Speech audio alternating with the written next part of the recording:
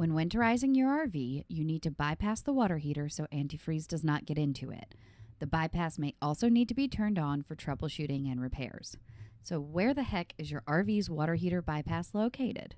Today I'll show you the 2 possible RV water heater bypass locations. First up is the water management panel.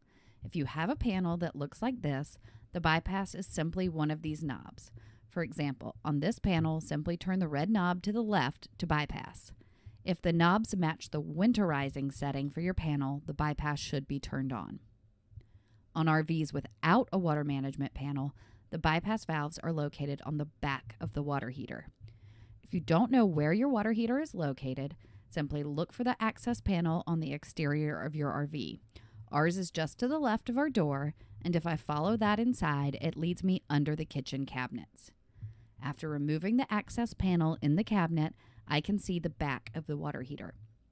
On this model, there are 2 valves, one on the hose bringing cold water into the tank and one on the hose taking hot water out of the tank. In order to bypass the water heater, I simply need to turn both of these valves off. Some models have a 3rd valve on the crossover line. If your RV has 3 valves, they all need to be turned to correctly bypass the water heater.